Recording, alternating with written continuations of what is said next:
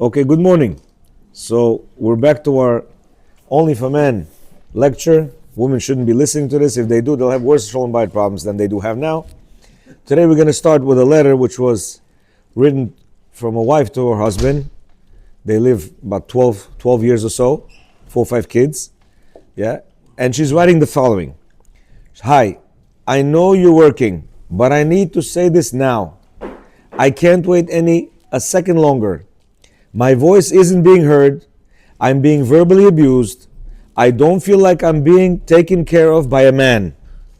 I want to feel like a woman, and unfortunately, being with you doesn't make me feel like one. Meaning she's not feeling like a woman. I want someone to love me, to nurture me, to make me feel like I'm wanted. I want someone to crave every piece of me.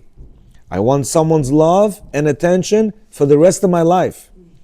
I want someone to plan special nights out and spontaneous dates. I want someone to tell me they love me when I don't feel loved. I want someone to tell me I'm beautiful when I don't feel beautiful. I want someone to tell me I'm doing a good job and that I'm enough. I want someone to love every inch of my soul. I want a man's obsession.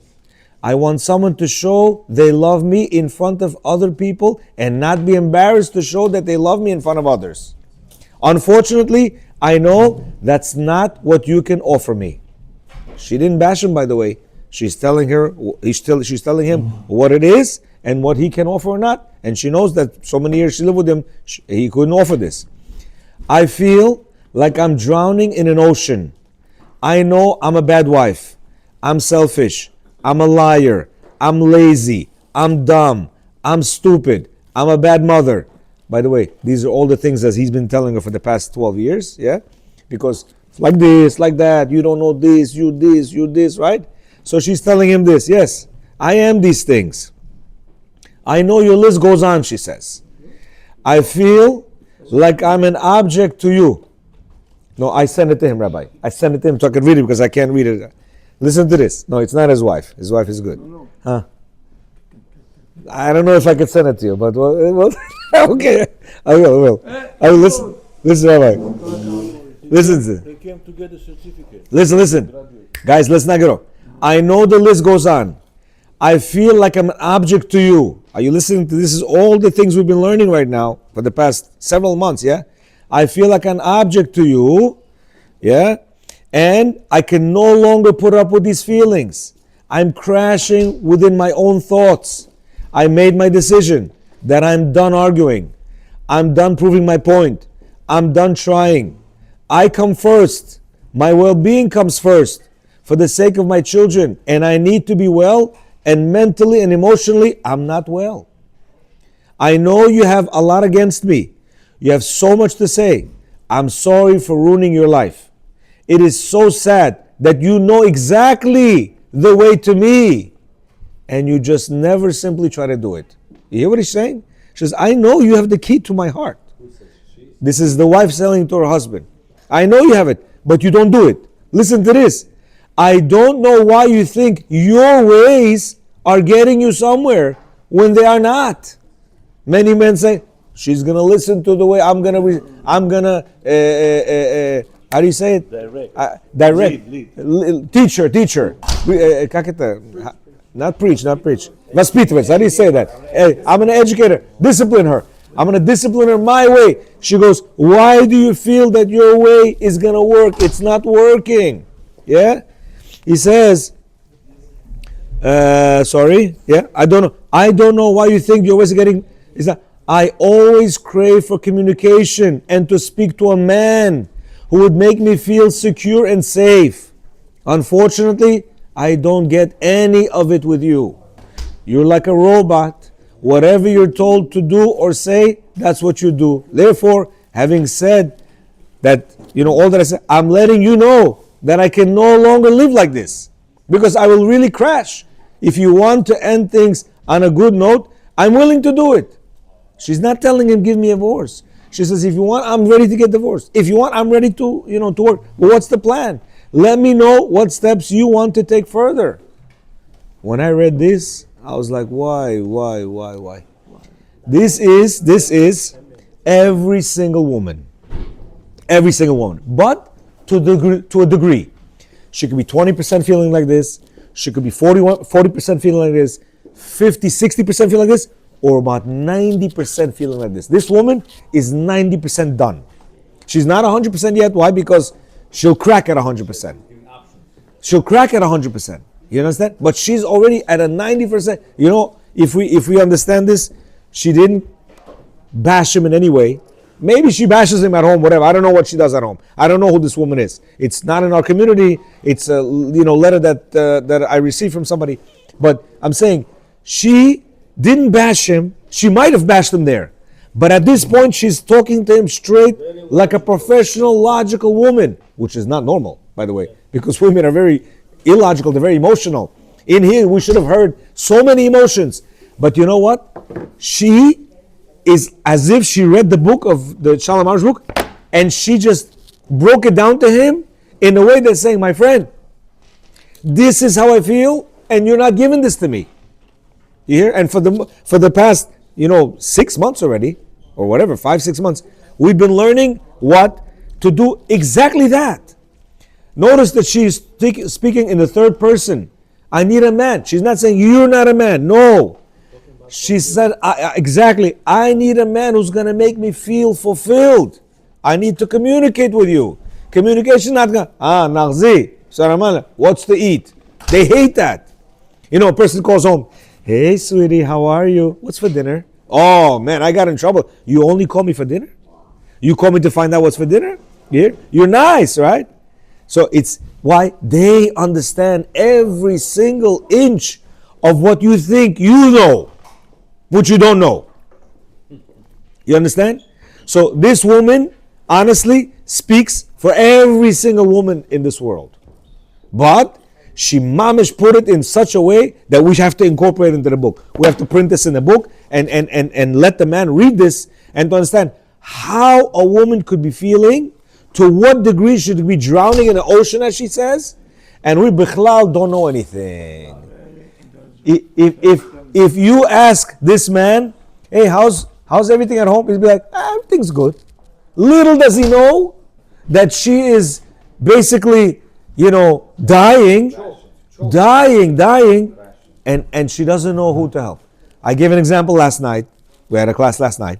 I said, listen, imagine, if you see a woman with half her arm torn off, anybody gonna just sit there and say, oh, okay, somebody will help her? No, we all gonna jump up, try to stop the bleeding and this and that, we'll call Atzala, call this, call that, drive it to there. We're all gonna do something about it, right? Unfortunately, this woman, forget the hand. 90% of her body's dead. She's bleeding profusely, not knowing what to do. Poor woman is thinking, what am I to do? What am I to do? And unfortunately, the fault is where? Not by her, not by her. Men keep saying still, but she doesn't respect me, but she doesn't talk to me, but she lies to me, but she this. Yes, she does all that. Why? We led this situation to be there. Now, in order to protect herself, right? We read in the book, Shalom Arush's book, right? That she is like defending her, her life. And in order to defend her life, she's going to do what? She's going to do everything in order to defend that. Which means she will lie, which means she will scream, and she will shout, and she will disrespect, and she will do all of those things. So each one who's listening to this, should know that your wife is 100% feeling this to a certain degree. Maybe not to 90%, but at the minimum, 20-30% she's feeling like this. And she's withholding until it comes to the point. So many women don't say it like this. They say it with craziness. The house will be balagan. They'll drive the husband crazy. I want you to buy me this. I want to go over here. I want to do this. I want to do that. And what happens? He does that. He's trying. He's okay. I'll do it here. What do you need? $1,000 for the shoes here. And what happens 2 days later is like, and now he's like, but you said the shoes. He doesn't understand. It's not the shoes. It's not the vacation. It's not the new house. It's not the extension. It's not a new kitchen. It's that I'm drowning in an ocean and you cannot save me. I'm saying, help me, and you're not saving me. So I wanted to incorporate that so that we could understand what this is. It's not a joke, gentlemen. It's not a joke. And you know what? The keys are in our hands. We are able to do it. Yes, she's going to need help to come out of this. Yes. And we're going to be, Bezrat Hashem, soon, we're going to have the help for the ladies. But we as men have to do our portion. And our portion is a major portion. Doctor, you have to listen to the 10 minutes before. It's an amazing thing that a woman wrote a letter to her husband. You gotta listen to this. It's craziness. You hear? So it says like this. Now we're back to our book. Yeah, Garden, Happily Married with, yes, Rabbi. I spoke to Dr. Yeah? She said she is ready Yeah? to speak to the ladies. Oh, okay, interesting. Even though he doesn't have time, we had a meeting in my house. She have a beautiful plan, exactly like what we have in mind, right? She said we have to educate the public. That's what she's saying. She says, so we have to open a division for ladies only, men only, educate the youth even before when the teenagers what to expect. We set like 2 hours, okay, which she don't have, but she came. And soon I will bring the husband also inside, because there are many cases that you're not aware of, abusive and trauma, right? Because people were molested, and we don't know. Yeah. They're even afraid to say it. Yep. Many of the cases I'm finding out, I see something is missing. I'm trying my best and something is not holding. So I tell him to the husband, please take a walk outside. And right away I say, have you been? I said, you see her face that changes, and she's starting to she said, yes, it was my uncle, my this, my that. Where's the Sipurim? What are Sipurim, Abraham? Heartbreaker. Now, how are you going to heal this? Huh? Yeah. That's what it does. At the bottom line, what the issue is money. Because in order to implement something like this, you really need money. In order to educate people, have educators and so on and so forth, have them do their job. But the people think, what? Why should I invest in this cause? Right? In the cause of keeping, or educating the people before they get married and while they're married and so on and so forth. But most of the money that we're spending outside is with the divorces and the kids that are left without mothers and fathers and the whole, it's devastating. It'd be quantitatively more. And so if we tackle this at the beginning, right? Okay. When it's still fresh, when there's still work. Like yesterday one guy said, there was a woman, 2 years married, she demanded a divorce. I cannot. They said, listen, we'll try. They told the man, okay, move down to the basement of her family house. He did whatever. She said, I want a divorce. And after 2 years with one kid, she got a divorce. Here, why? Because I don't know what he said to her. I don't know what was but it's a devastating thing. And therefore, if we don't tackle it from the beginning, before they get married, and then as they're getting married, everybody tells me yesterday, no, we have no marital problems. We're good. What? But when they're slowly understanding what is this we're talking about, from the questions that they're asking, I'm like, my friend, you have major marital problems. You so. You like this. Why? Because what you're saying is pointing to the fact that what? I have problems. They're just not blown up as this lady yet if you don't tackle them. Here? That's why it's important that we do something and bring this to the public and somehow, you know. Ladies, that's what my wife told me all the time. Ladies, no matter what, they don't want to get a divorce. Yeah, They 100%. don't want. You know, this is like you're taking the land under her feet. If she came to a conclusion that she's ready to walk out, it's so bad, okay, that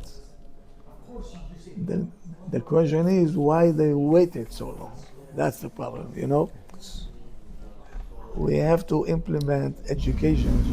Don't wait. Yeah. You see a problem, tackle it. On the spot, we have to tackle it. Because the way the man works is he waits until the edge and then he starts to do something to put it a little bit back. You know, he takes her out, he talks nicer, and then again, and then what? Right, but sometimes it's not intentional. No. It's just that he's oblivious to what she's going through. He's thinking, nah, she whatever, you know, and he's busy with his work because we said, how is he? He's a loner. He doesn't really understand what's going on with her. Once we teach them that, listen, you have to understand what's going on with her. You have to speak to her. You have to feel her. You have to have an extra sense, 6 sense in order to understand what's going on with her. Once he's attuned to that, he'll be able to do, you know, certain steps. It's not so simple. It's not. It's you throw a guy, get married, and that's it. You know, it's not so simple. But it's suicidal. I'm telling you. The two people that are standing under the chuppah, they have no clue where they're heading to. It's every chuppah that I go, I don't like it. Because I know what's going to happen over here. So Yeah. we have to reach outside as much as we can. Okay? You don't have to reach out. I have That's to true. do it. Okay? We have to work day and night. Okay? You see? And the more problem is we have to chase after them to educate them. They don't feel that they are sick. You know, did you see once a doctor will chase after a patient? יש דבר כזה? No. So we have to go out of ourselves, okay? Actually embarrass ourselves. Yeah? Come, I want to feed you. Okay? We have no choice. We have no choice. Instead of them knocking on our doors, they should go to Chinatown and drive him crazy, right? No, he have to be on this and on that to educate people, right? Push the videos, tell them if you don't want, tell me you don't want, Yeah. you know, whatever. Yeah, I do that. ממש הפוך. Yeah. זה עולם הפוך. That's called a world upside down. עולם הפוך ראיתי. Yep. Let's get a couple of minutes into this thing. So yesterday we said you have to have a good eye, right? Don't be a spy, be a tourist. Spy looks at all the bad things. He's thinking, okay, what can I, infiltrate, this and that. Tourist looks at all the good things. Yeah, tourist in Manhattan, if he looks down, it's garbage, doesn't it? He looks up, wow, beautiful, beautiful, right? So he says, when you go to your house, when you come at home, look for the positive things in the house, yeah? The fact that she cooked, the fact that there's a home, nice, everything is good, Don't look at the negatives. There's a pile of dishes, the house is a little bit messy, the kids are not whatever, okay? So he said over here, there's a story told of Rabbi Eliezer Silver, who once asked a Holocaust survivor to join him in the minyan. The sun was about to set, and soon it would be too late to pray. The man scowled, and refused, said, I don't want to, the Holocaust survivor.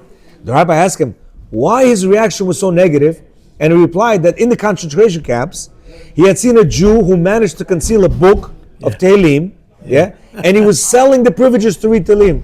People didn't know by heart, and he says, and people were willing to pay with a slice of bread in order to read a little bit of Tehillim from this book. This had infuriated him, and from then on, he lost all respect for that man and for religion as a whole. Now, prechom to the religion. The man is evil. What does the religion have to do with it? Instead of being horrified, the Rav beamed and replied in a tender, loving tone, I cannot help being deeply immersed by all those Jews willing to surrender their life-giving bread for the privilege of reciting Tehillim. Exactly. He says, why are you looking at the negative? That this one guy, had the book and he was giving. Look at the fact that people were giving their bread in order to read the Tehillim. The bread, something that they need, sustenance. What did they have back then? Says, the bitter man was taken aback by this novel approach. A new perspective revealed to him. It took a few moments for him to digest it. But when he, guys, boys,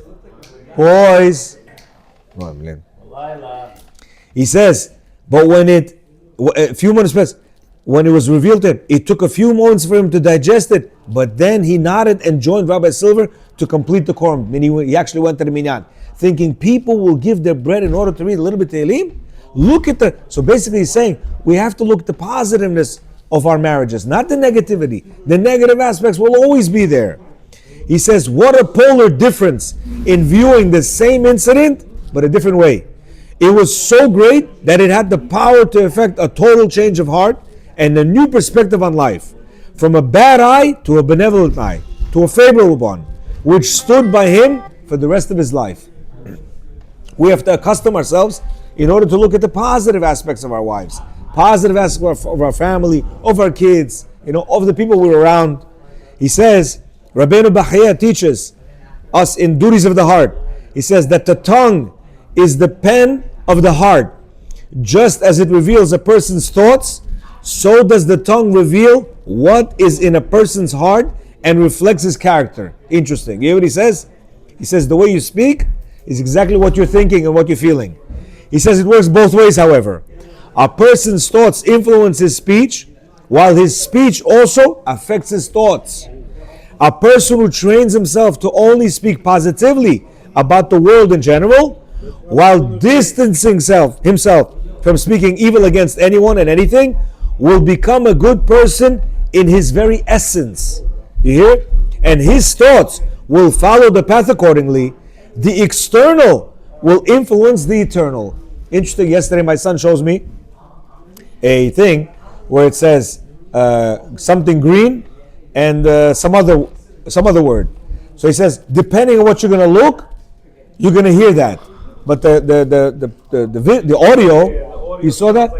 The audio says one thing. But if you're looking at green, it says green whatever. If you're looking at the other word, I forgot what it was, it says that. And for a moment I was like, how is that? I looked at it and I hear green something. I look at the other word and it says whatever the other word says. But then I caught on and then I saw a difference. But in the beginning, it's what you see is what you hear. So he's saying, if you constantly are a negative person with your mouth, guess what? Your essence is going to be negativity. Your heart is going to be negative. And therefore you're going to view everything as negative. But if you start speaking nicely, like back in the days I used to get very upset. Nowadays, what's my favorite line? Slatki moi. I get upset. When I get upset, I'm like, Slatki moi, пожалуйста. Why? But instead of that, what? You have to train yourself that. Makes you feel more. But you know what now? Every situation, if I get upset, they know in the house, if I say Slatki moi, it means Papa's upset. Something is over here upset, right? But it's good. Why? Because I don't say the other nasty words that I would have back in the days. So you have to train yourself in order to speak good. Baruch Hashem, Imirza Hashem, These are very good phrases that a person has to accustom himself. Why? He will then be infused with this positivity. He says, thought is not a natural and mechanical function of the brain. It is not automatic, Man has the power to rule over his thoughts and direct them to the desired channels. An accumulation of negative thoughts and feelings stems from an unfavorable outlook on the world and can actually pollute and poison a person from the inside. A pleasant disposition, acquired through kind and favorable thoughts and positive words about his spouse, surroundings, and the world at large, serves as to cleanse and purify a person's personality, transforming him into a happy, good-hearted person. Imagine somebody on the news. This one died, that one this war, that war, this war, this, that, this one stole, this one got robbed, this one got hit by a car, this one. How is the person feeling? Yo, my yo. Very bad world we have out there. Imagine now the other side. This island, this sun, this happiness, this guy wedding, this guy.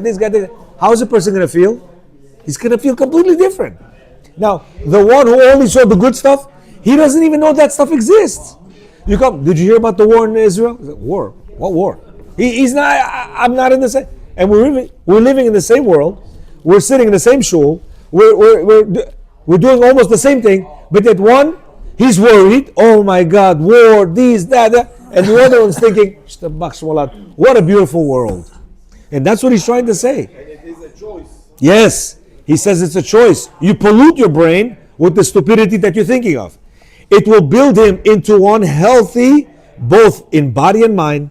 So we see that a man who allows his thoughts to center on negativity is slowly poisoning himself, while one who trains himself to see the good in others, especially in the members of his family, will enjoy a happy life, and that happiness will spread throughout his family as well. Man, sometimes driving home, he already knows, I'm going to come home right now, the kids are probably crying, she's busy in the kitchen, not yet done with the cooking, he's thinking, I don't know, what's going to happen? He already predetermined everything on him. He's already coming in, what? Defense guy, huh? Defense guy, yeah? He wants to see how he's gonna get. Meanwhile, if you say, I'm gonna see my beautiful wife, my beautiful kids, even though they're dirty, doesn't matter. I'm gonna see them. Oh, I'm gonna have a nice, enjoyable time on my couch, seeing my family, healthy, and this and that. Completely different attitude. And you know what? We do that to ourselves. It's interesting. If you ever sometimes sat down and thought about something very serious, like let's say death or something like that, right? And you really start deeply involving yourself, you could actually make yourself cry to the point that you're like, oh my God, what's going on? Meaning you caused yourself this malady on yourself. So why not do the opposite? So he's saying we have to train ourselves in order to constantly think of the positive. He says, here's a piece of good advice about acquiring good positive outlook. First, write up a list of all your spouse's good points, leaving spaces between each entry. When you are finished, fill in the spaces with examples and proofs exemplifying those traits. This addition will do wonders in convincing you and reinforcing awareness of the good traits you listed. This, therefore, is the first step towards a blissful marriage, right? Every woman has, and every man has, a lot of positive aspects. You know what I mean? A lot. It's just that what we do is, when we have a negative outlook on our wife, everything we see is negative. You hear? So he says, be honest with yourself and write all the positives. And put a space between them. And within those spaces, describe this positiveness, how she is. Yeah? Let's say she looks good. Say, I get excited by her, this and that. She's very this, she's very that, She cooks good. Yeah, Next, isolate those traits where you feel your spouse is stronger than you. This will help you to realize, if you did not before, that your spouse is one or two notches higher than you in several attributes, right? Like, what does she do better than you? Of course, we have to be honest over here, yeah? We can 1, 2, 3 say, nah, she's whatever, and the whole purpose is defeated. Finally, write a list specifying the positive aspects of the faults she actually has. You hear? The positive aspects of the faults. For example, if the wife is overly talkative and bothers her husband with her gabbing, he should try to see the positive side of this trait with regards to the children, right? If she talks a lot, for you, it's, quiet already. But for the kids, that's exactly what they need. Why? a new, 2, 3-year-old kid, they need constant talking so that their vocabulary could be more developed. Says she's able to explain things to them at length, yeah, to inculcate good traits and behaviors and influence them to improve. One of the bad things of a man, no patience. Sometimes we teach our sons math or whatever. Why? After a little bit of explanation, you divide 2 into 3. He's looking at you like, you're like, come on, boy, woman, no, slatki moy. Okay, let's do it again. And again, and again, and again. So at least we don't have patience for this, yeah? In fact, if a man knows that he doesn't have patience, let me give you a bit of advice. Do not teach, because that'll destroy the children. Till this day, they're already much older. Dad, we remember how you were teaching us math in 4th grade, 5th grade. Why? Yeah, and they were telling me, you said, what do you mean you don't understand? 2 plus 2 is 4. How can you not understand 2 plus 2? It was, so they still tell me this. He says, if she is over emotional, yeah, she is by the same token usually also a warm person towards the family. You hear? Says if she's overly emotional, that means she's very warm with the family. If she is too pedantic, what's pedantic? About cleanliness, at least the house looks respectable. Oh, there's some women, don't put this over here. Where your shoes go? So a lot of men that, leave me alone. But because of this trait, her house looks very clean. And finally he says, if the opposite is true, if she shows that she's more easygoing and relaxed in general, and so on and so forth with her traits, you basically find the positivity in them. Finally, there are 2 flying insects with a tremendous difference between them. The fly and the butterfly. It says there's 2 flying insects. The fly and the butterfly. The fly seeks open sores, filth, yeah, and lands on them, while the butterfly is attracted to colorful and fragrant flowers. One goes for the rancid taste, while the other one enjoys the sweet nectar. Fortunate is the man who chooses to see the good in his wife, like a butterfly. The one who acts like a spy, however, seeking weakness and shortcomings, or looking for what is spoiled and malodorous, will find that his attitude projects on life. So he says, try to be a butterfly and not a fly. Butterfly lands on beautiful flowers, smelling beautiful. A fly, doo-doo, open sores, garbage. So he says, don't be a fly, be a butterfly. Baruch Adonai Olam. Amen. Yeah, Rabbi. All this, okay? It's symptoms. Symptoms, yes. We're dealing still with symptoms. There is a deeper understanding to all this. It's a lack of akarat tov to your own wife. In English, akarat tov, Rabbi, for our viewers? Gratitude. Gratefulness. How? I think I told you once, I'll say it again for the sake of the shiur. Okay? Now, imagine that you have a friend that don't have a wife, don't have kids, but he's a millionaire. One day he calls you up, he says, come to my house, I want to talk. Yeah. You come into his house and say, listen to me. I'm not a youngster anymore. I have a lot of money. I'm going to leave everything to you. Bring your lawyer. In 1 year, everything is yours. 50 million bucks. That's it? That's not a lot. 15 million bucks for us, it's more than enough. Okay? But during the year, okay, whatever I'll tell you, I need you to take me here, to take me there. Don't tell me I'm busy, I'm this and that. You have to do it. Okay. Okay. I'll take. Now, are you gonna take such a deal? Yeah, of course. Huh? 100%. Right? Yeah. Even if he'll wake you up in the middle of the night. 24 hours for $50 Whatever. million? Because I know 50, in 1 year from now, $50 million, I have lose it. I'm done.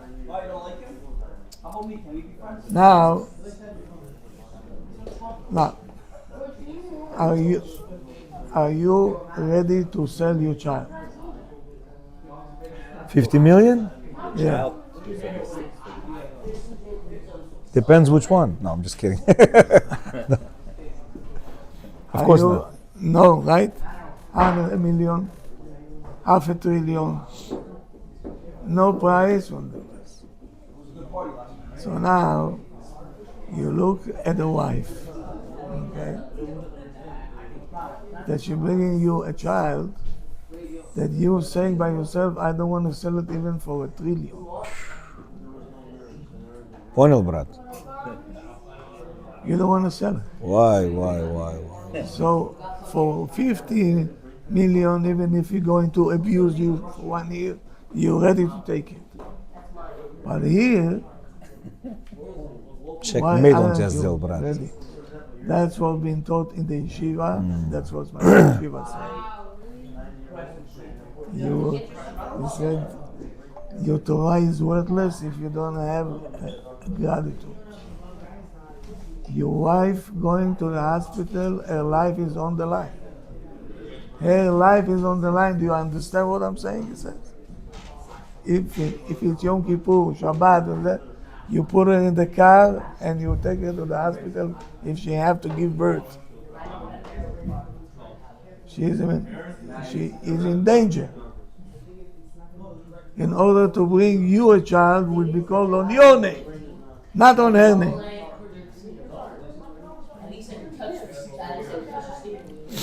What else do you have to say? Even she tell you do this, do that, do this, do this. Keep quiet and do it because you have a child that calls you Abba. Somebody to call you Abba. Huh? Meaning all this is coming because we don't have the foundation, so we have to make a list what yes and what no, right? If we have the foundation, we don't need all this b'chlal. We don't need it. Foundation'ı başı çakura ya adam. Foundation kaç bazana doğru çakura. Onları koydular. Fix the foundation. Fix the foundation. Fix the foundation. If your house foundation no good, you're gonna check fix the foundation. Fix. Underpinning. Unfortunately, nowadays, men, they say, she has to appreciate me. No. That b'chlal is For what? You didn't bring the kids. She brought the kids. how many kids you have? 5, Five, right? Yeah. 5 that he knows of. Five times. Abraham, 5 times her life was on the line. Ribono shel olam. Think about it for 1 second. On my block, Rabbi, Yeah. woman died giving birth to a child. Bibi. Yeah. You know the guy. You know the guy. Where do you live? The 110, the guy that lives there. His last name is actually also Yakubu. She had two daughters, and the last one was a boy. She died while giving birth to him. Why? Yeah. And the boy is okay? Boy's okay. Boy's now around 17, 18, 19 years old. Yeah. So it's a real thing. It's not a fake thing. It's a real thing. Yeah. Even nowadays, we're talking, 18 years ago. But the Allah is saying, you have to take it into your car, chick-chack, into the hospital. Her life is in danger. Ribono shel olam. Matter. Why this house is upside down? תגיד, מה אתה נורמלי? Keep your mouth shut. You have to say to her, thank you, endless time. When my wife, she gave birth to the twins, they had to do C-section. Why? They were too big, 6.5 pounds each one. Each one 6.5 pounds. ככה. Not ככה, going down. Breach. No choice. And he had to open from here all the way down. Now, today, what they do, ככה a little bit, and וזהו. Here, they have no choice. What can I say? What shall I say? Why the food is cold? What can you say? Mamash, it's. Where are you coming from? It's a disease, sickness. No, הכרת הטוב. Yes. הכרת הטוב is something that we all suffer from this. It's a disease. If a person does not have הכרת הטוב, it's a big problem. Huge problem. Huge. He's not even religious. I'm afraid even to say it, but he thinks he is religious. He's not. He's not. It's a foundation. The foundation to everything.